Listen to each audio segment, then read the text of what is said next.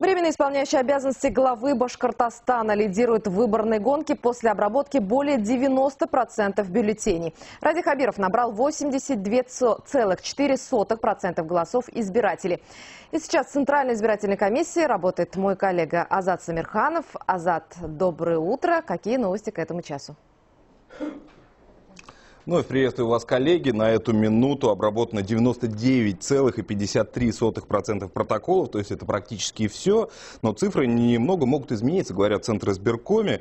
Вот самые свежие данные на 8 утра. Явка у нас составила 71% и 82%. Теперь по кандидатам. Хабиров 82% и 0,2%. То есть на 2 пункта снизился этот показатель. Кутлук-Гужин как раз прибавил 0,02, это 6% 89. Сухарев также скатился на 2 позиции, 4,54% голосов избирателей. Зульфия Гайсина на том же уровне, это 1% 52. Игнатьев то же самое, 1% 23.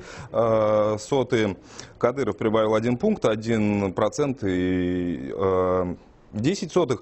Барабаш и Кобзев, соответственно, остались на прежнем уровне. Это 0,97% голосов, простите, и Кобзев 0,81.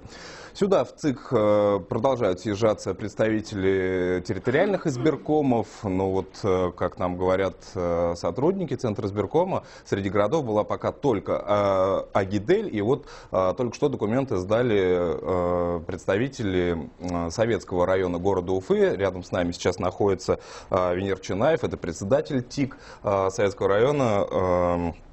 Венер Асхатович, доброе утро. Скажите, пожалуйста, как у вас прошли выборы? Доброе утро всем зрителям. Значит, выборы у нас, будем так говорить, прошли на достойном уровне на сегодняшний день. Замечаний, будем так говорить, почти не было. 4 замечания, которые не влияли на то, чтобы было волеизъявление, значит, избирателей как-то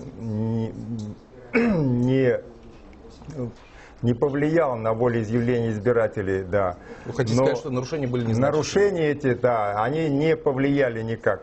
Поэтому я считаю, что они прошли на достойном уровне по Советскому району. Но шума наделали немало. Мы как раз говорили и вчера об этом, и сегодня рано утром. Это как раз на ваших, собственно, среди молодежи сейчас это очень развито, так сказать, создать свою блогерную систему, на которой можно ориентировать молодежь, но этот шум не повлиял, как я сказал, не на волеизъявление избирателей. И на сегодня, значит, по Советскому району 65% почти пришли избиратели, и из них, вернее, 65% избирателей пришло, из них 77 отдали голоса за кандидата, значит, номер 1, так будем говорить.